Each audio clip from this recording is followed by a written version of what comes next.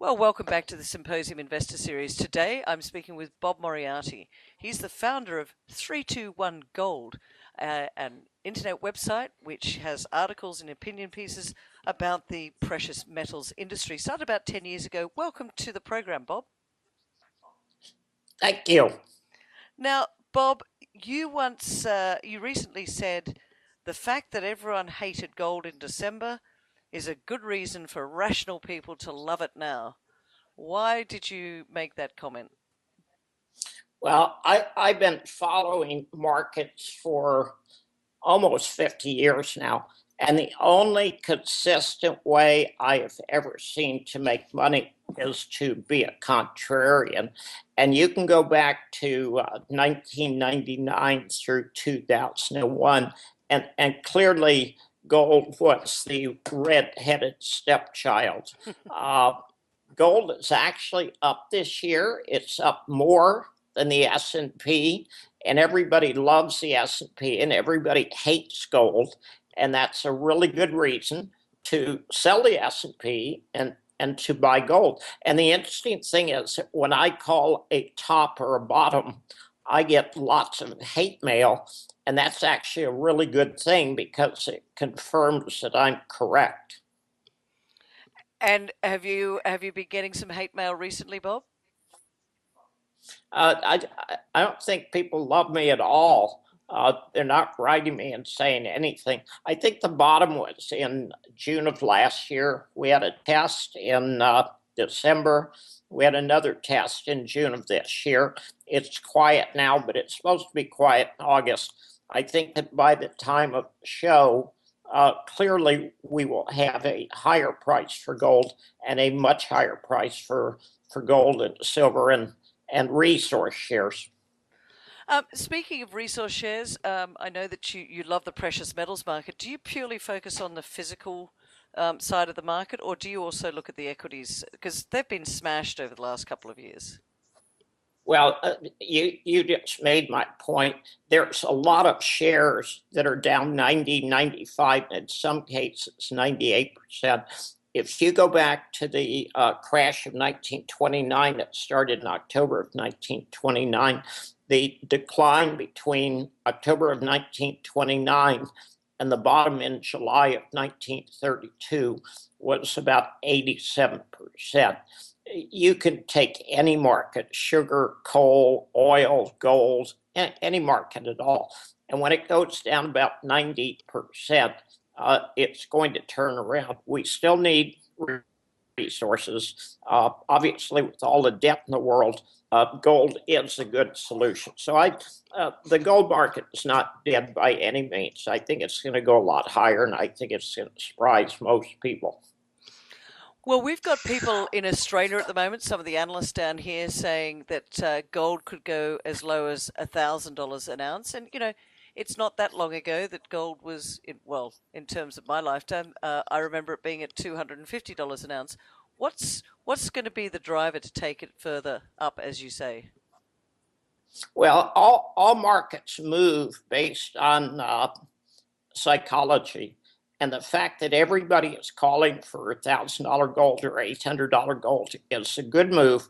What you have to do is go back and see when gold was 1920 in US dollars, they were all calling for $2,500 or $3,000 gold. You have to understand that the mob, the mass of people, is always going to get it wrong. So everyone calling for $1,000 gold means it's going to go up, and everybody calling for $2,500 gold means it's going to go down.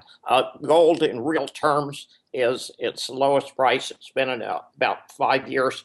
The resource stocks are the lowest they've been in history, and that's a good time.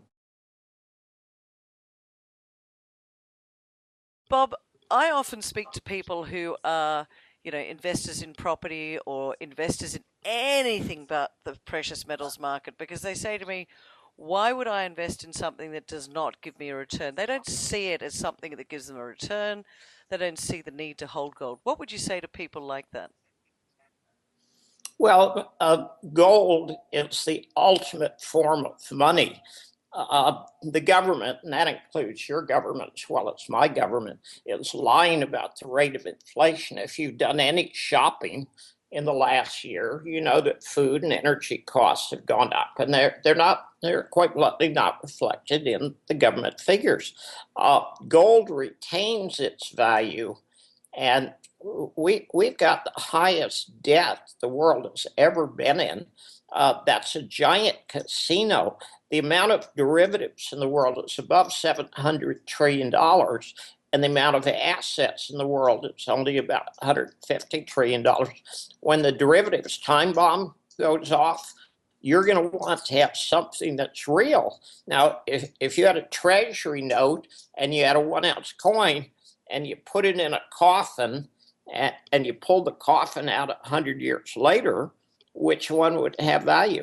What can people expect to hear from you when you address the Gold Symposium in October? Because we're delighted you're coming down. It's going to be great to have you here.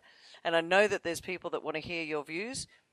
Are you going to be speaking for a long time, or do you want a more interactive and have, because here's a call out. Should people write in and send their questions to us in advance of the Gold Symposium? Well, that's a very good idea. Let me be candid. I'm old enough that I tell people what they need to know rather than what they want to hear. Politicians tell you what you want to hear. I've been to hundreds of gold shows. I hate gold shows. I hate people lecturing me on their quaint little theory of what they think is going to go on in the world. They chatter and chatter and chatter and chatter. I do want to spend about 10 minutes talking about gold in the Pilbara, because I believe that Australia is home to a bigger gold deposit than that of the Witwatersrand.